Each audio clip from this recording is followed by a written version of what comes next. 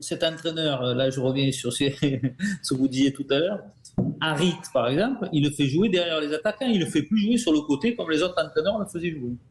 Et ils ont une mentalité aujourd'hui, ils ont une super mentalité aujourd'hui. Moi j'adore Balerdi depuis très longtemps, parce que je trouve que c'est un garçon qui a... on n'a plus de joueurs comme ça, ils ont pris ce Danois au milieu qui a l'air d'être un patron aussi. Et quand vous avez des patrons dans une équipe, eh bien, ça marche mieux. Donc oui, ça peut. C'est l'année ou jamais en tous les cas. Marseille a quelque chose à faire avec cet entraîneur que je trouve pour l'instant très pertinent, qui a une charisme qui entraîne les gens à la victoire, comme je dis. D'ailleurs, dans le mot entraîneur, il y a le mot entraînant. Oui, bien sûr. Aujourd'hui, beaucoup, quand on revient tout à l'heure sur le foot français, il y a beaucoup de professeurs de football aujourd'hui sur les bancs de touche. Il y a de moins en moins de gens entraînants. C'est plutôt des gens qui se prennent pour des présidents entraîneurs et c'est pas des vrais entraîneurs. Je ne sais pas si c'est l'année ou jamais, comme le disait Michel. Moi, je veux pas le dire comme ça. J'ai envie de dire, on sent qu'il y a une forme de renouveau. Maintenant, ce renouveau, il doit s'inscrire dans la durée parce que on a changé d'effectif de toutes ces saisons dernières, quasiment de fond en comble, avec changement de coach. Et donc, on se demandait dans quelle direction nous allions en termes de, je dirais, de fondamentaux, de style de jeu.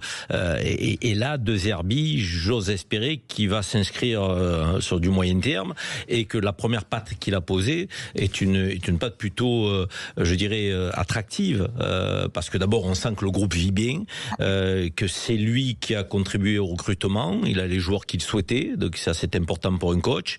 Benatia derrière, là aussi j'ai l'impression quand même qu'il joue vraiment son rôle, il utilise son réseau, son autorité, sa respectabilité dans le monde du football.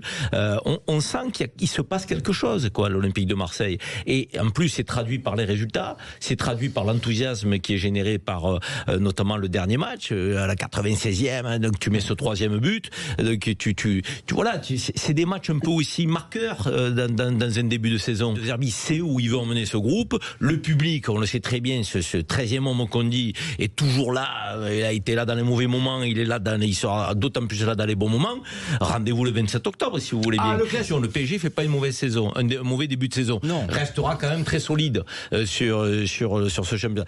Mais on peut les titiller. Enfin, le tube de l'été, on l'écoute plus à l'automne. Déjà, ça c'est le principe du tube de l'été. C'est PPH, l'Olympique de Marseille passera pas l'hiver, l'Olympique de Marseille champion. Non, je ne dirais pas jusque là. Non, mais je suis tout à fait d'accord d'abord sur De Zerbi. Oublions pas aussi que De Zerbi n'a pas eu que des résultats exceptionnels quand il dirigeait Brighton. Il faut quand même aussi le préciser. Après, on est à la 5e journée de championnat. L'OM a fait match nul contre le Stade de Reims, me semble-t-il, quand même, à domicile. J'entendais beaucoup moins de gens dire qu'ils allaient titiller le PSG, que l'OM allait être champion de France. Moi, je pense qu'il y a encore 10 avenues d'écart entre le PSG d'aujourd'hui et l'Olympique de Marseille. Et je suis quand même très étonné aussi qu'on ne parle que de l'OM dans les concurrents potentiels du PSG. Sud Radio, 20h-21h. But Football Club, Lionel Rosso, Michel Moulin, Karim Zeribi. Avec Idexport, la passion du sport.